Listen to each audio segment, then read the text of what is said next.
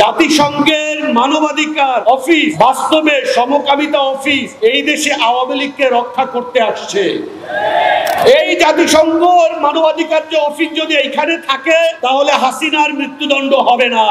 হাসিনা এই দেশে 2000-এর মতন মানুষ হত্যা করছে, তার শাস্তি কি? ফাঁসি। তার শাস্তি মৃত্যুদণ্ড। এবং যারা এরকম গুলি করে আমাদের মানুষদেরকে হত্যা করছে তাদের শাস্তি কি? মৃত্যুদণ্ড। জাতিসংঘ তো মৃত্যুদণ্ডতে বিশ্বাসই করে না।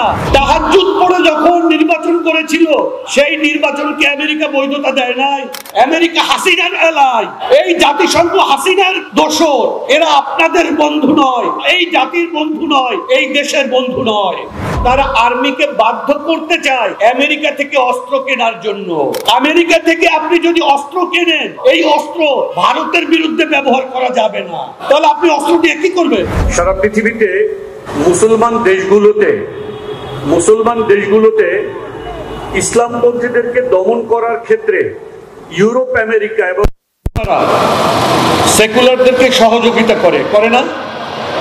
অর্থাৎ এই দেশে যদি ইসলামপন্থীদেরকে দমন করা হয় তাহলে ইউরোপ, আমেরিকাকে তাদের পক্ষে দাঁড়ায় রক্ষা করতে, মুসলমানদেরকে রক্ষা করার জন্য দাঁড়ায় না। এই দেশে আমরা জানি একটা ইসলামিক দলের কেন্দ্রীয় প্রায় সকল নেতাদেরকে ফাঁসি দিয়ে দেওয়া হয়েছে। আমেরিকা কি এসে তাদেরকে রক্ষা করছে? রক্ষা করে নাই এবং করবেও না।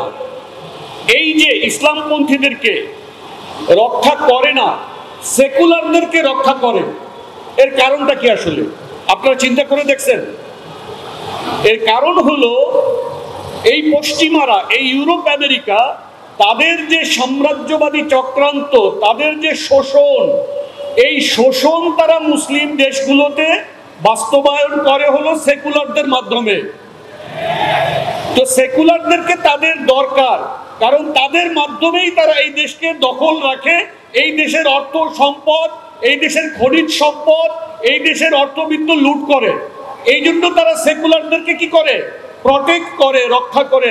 আপনাদেরকে, আমাদেরকে তারা প্রটেক্ট করে না। এই জন্য এই দেশ এবং জাতি যদি চায় যে এই দেশ এবং জাতি রক্ষা পাক, তাহলে প্রথম আমাদের কেবলা ইউরোপ, আমেরিকা থেকে সরিয়ে এক আল্লাহর দিকে প্রত্যাবর্তন করতে হবে। এই কেবলা যদি আপনারা পরিবর্তন না করেন, যা কিছুই করেন না কেন, আমি জাতিকে স্পষ্ট করে বলতে চাই, এই সেকুলাররা, এই জাতীয়তাবাদীরা, এই ইসলাম মানে ইসলামের বাইরে যা কিছু আছে, এরা at the end of the day আপনার এই জাতিকে রক্ষা করার ব্যাপারে আপোষহীন অবস্থান নিতে পারবে না। সুতরাং আপনার জাতিকে যদি রক্ষা করতে চান, আপনার ভূখণ্ডের অখণ্ডতা যদি রক্ষা করতে চান, কেবলমাত্র ইসলামপন্থীরাই হলো রক্ষা কবচ। সুতরাং আপনারা ইসলামপন্থীদের পাশে দাঁড়ান। এক, রিসেন্টলি আমাদের এখানে একটা গুরুত্বপূর্ণ ইস্যু, জাতিসংঘ ইস্যু, তাই না? জাতিসংঘের সমকামিতা অধিকার রক্ষার অফিস আমাদের দেশে প্রতিষ্ঠা করতে চায়, ঠিক কি না? কি অফিস? সমকামিতা অধিকার রক্ষার অফিস। এটাকে মানবাধিকার অফিস বলবেন না। জাতিসংঘের কি অফিস? সমকামিতা অফিস। এইটা জাতিসংঘের অফিস, এইটাই তাদের নাম। তারা গাজায় মানবাধিকার রক্ষা করছে, কাশ্মীরে মানবাধিকার রক্ষা করছে, ইরাকে মানবাধিকার রক্ষা করছে, সিরিয়ায় মানবাধিকার রক্ষা করছে? রক্ষা তো করে নাই, তারাই আক্রমণকারী।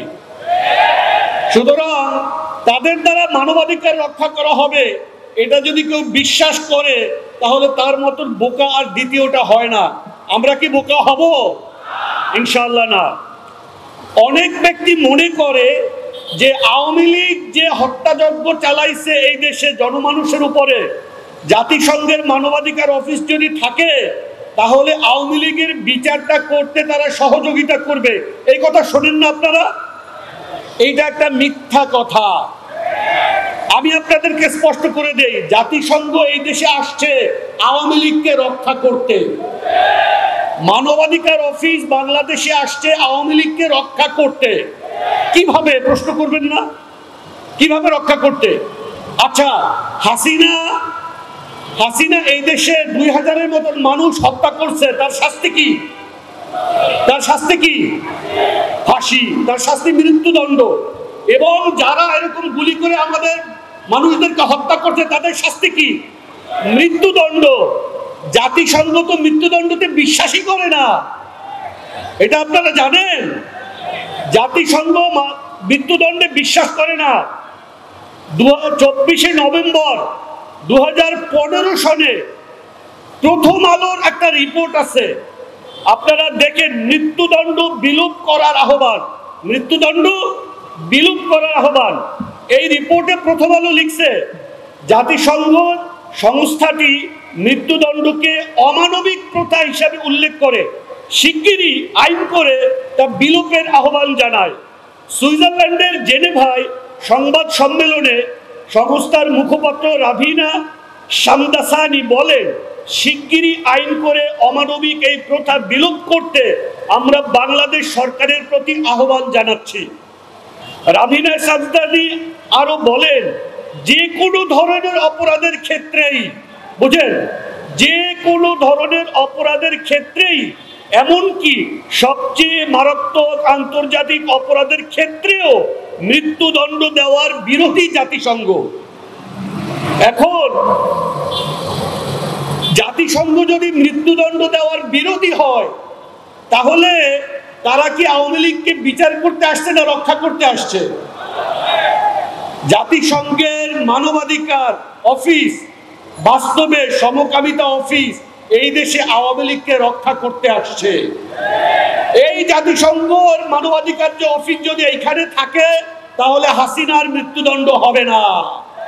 সুতরাং আওয়ামী লীগের বিচারের প্রয়োজনেই এই দেশ থেকে মানবাধিকার অফিসকে তাড়াতে হবে। কথাটা কি আপনারা বুঝতে পারছেন? অনেক নানা রকম বটি হালুয়া করে, জনগণের ব্রেইন ওয়াশ করে তাদেরকে নানা রকম ভুল বুঝানো হচ্ছে যে জাতিসংঘ মানবাধিকার অফিস থাকলে বিচার করতে সহজ হবে। এটা মিথ্যা, এটা মিথ্যাচারিতা। দ্বিতীয় ব্যাপার দেখেন, এই দেশে র‍্যাব নিষিদ্ধ করার একটা প্রসঙ্গ আছে না?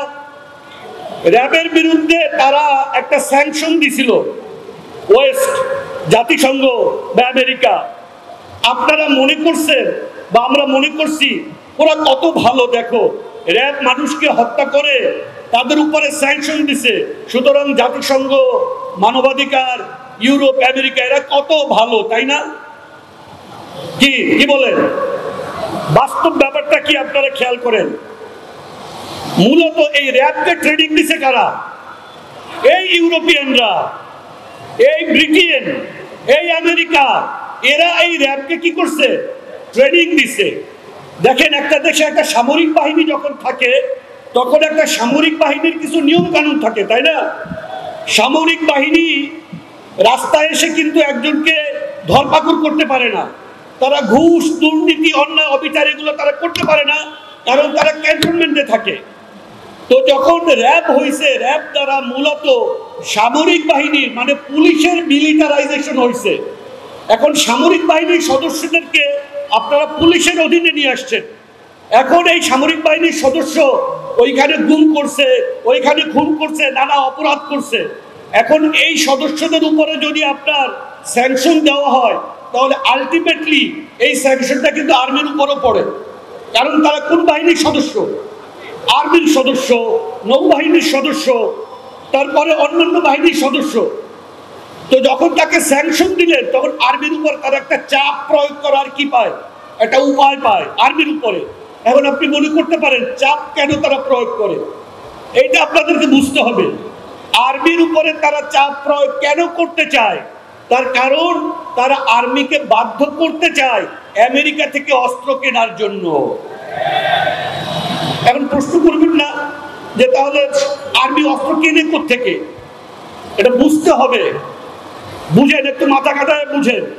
বাংলাদেশ ঐতিহাসিকভাবে অস্ত্র কেনে সবচেয়ে বেশি পরিমাণ 3টা রাষ্ট্র থেকে। 1 নম্বর হলো চায়না, 2 নম্বর হলো রাশিয়া, 3 নম্বর তুরস্ক। এই 3টা দেশ থেকে বাংলাদেশ কি করে? অস্ত্র কেনে। এবং আমেরিকা চাপ প্রয়োগ করতেছে আমেরিকা থেকে অস্ত্র কেনার জন্য। এই চাপ প্রয়োগ করার জন্য মূলত তারা এইসব স্যাংশন নাটক খেলে। আপনারা মনে করবেন না এই জাতির স্বার্থ রক্ষায়, এই জাতিকে রক্ষা করার জন্য, গুম খুন থেকে বাঁচানোর জন্য আমেরিকা স্যাংশন দেয়, এটা মনে করবেন না। এই আমেরিকা এই আওয়ামী লীগ সরকারকে বৈধতা দিছে না। তাহাজ্জুদ পড়ে যখন নির্বাচন করেছিল, সেই নির্বাচনে তাহাজ্জুদ পড়ে যখন ভোট দিছিল হাসিনা, সেই নির্বাচনকে আমেরিকা বৈধতা দেয় নাই। তাহলে আমেরিকা কার এলাই? আমেরিকা হাসিনার এলাই। এই জাতিসংঘ হাসিনার দোসর, এরা আপনাদের বন্ধু নয়, এই জাতির বন্ধু নয়, এই দেশের বন্ধু নয়। এখন তারা আমেরিকা চাপ দিচ্ছে আমেরিকা থেকে অস্ত্র কেনার জন্য, সেই জন্য তারা র্যাবের উপরে স্যাংশন দেয়, হয়তো আর্মির উপরে নানা কথাবার্তা বলবে। এখন প্রশ্ন, আমরা যদি আমেরিকা থেকে অস্ত্র কিনি তাহলে অসুবিধা কি? এটা বুঝতে হবে না? বুঝেন, আমেরিকার একটা সামরিক জোট আছে, এটার নাম হলো কোয়াড, QUAD, কোয়াড। এই কোয়াড 4টা দেশের সমন্বয়ে। কয়টা দেশ? 4টা দেশ, আমেরিকা, জাপান, অস্ট্রেলিয়া এবং ভারত। বুঝেন, আমেরিকা, জাপান, অস্ট্রেলিয়া এবং ভারত, এই 4টা দেশ একটা সামরিক চুক্তি করছে, সামরিক জোট। এখন বাংলাদেশের সবচেয়ে বড় শত্রু কারা বলেন? বাংলাদেশের বড় শত্রু কারা? ভারত। আর ভারত হলো আমেরিকার সামরিক জোটের আপনার অংশীদার। আমেরিকা থেকে আপনি যদি অস্ত্র কেনেন, আমেরিকার অস্ত্র কেনার শর্ত হলো, এই অস্ত্র ভারতের বিরুদ্ধে ব্যবহার করা যাবে না। তাহলে আপনি অস্ত্র দিয়ে কি করবেন? এবার অঙ্কগুলো মিলান। আমেরিকা চায় আমরা তাদের থেকে অস্ত্র কিনি, সেই অস্ত্র কেনার চাপ প্রয়োগ করার জন্য তারা র্যাবের উপরে স্যাংশন দেয়, আর্মির উপরে স্যাংশন দিতে পারে, ঠিক আছে, আমেরিকার অস্ত্র কেনার জন্য। কিন্তু আপনি বাংলাদেশের মানুষের ট্যাক্সের টাকা দিয়া আমেরিকান অস্ত্র কিনবেন, সেই অস্ত্র ভারতের বিরুদ্ধে ব্যবহার করা যাবে না। তাই আমাদের শত্রুকে ভারত, ভারতের বিরুদ্ধে যদি আমরা অস্ত্র ব্যবহার করতে না পারি, তাহলে সেই অস্ত্র কিনে আমাদের লাভ কি? কোনো লাভ আছে? নেই। এই ব্যাপারগুলো আপনারা একটু বোঝেন, ভালো করে বোঝেন। শুধু নারায়ে তাকবীর বললে, আল্লাহু আকবার বললে চিল্লাবেন, কিন্তু ন্যারেটিভটা আপনাদের বুঝতে হবে, বয়ানটা আপনাদের বুঝতে হবে। ভালো করে এই বিষয়গুলো মাথায় গেঁথে নেন। আমি আমার আলোচনার দীর্ঘ করব না। এই আলোচনা থেকে আমাদের এখনো যে সকল মুসলিম ভাইয়েরা অন্যায়ভাবে মাজলুম হিসেবে মিথ্যা মামলায় জোর করে আদায় করা 164 ধারার জবানবন্দির ভিত্তিতে এখনো যে সমস্ত আশিকে রসুল এবং মুসলিম ভাইরা জেলে আছেন, তাদের সকলের মুক্তি কামনা করে, নিঃশর্ত মুক্তি কামনা করে আমি আমার বক্তব্য এখানে শেষ করছি। আমিন ওয়া আখিরু দাওয়ানা আনিল হামদুলিল্লাহি রাব্বিল আলামিন। আসসালামু আলাইকুম ওয়া রাহমাতুল্লাহি ওয়া বারাকাতুহু।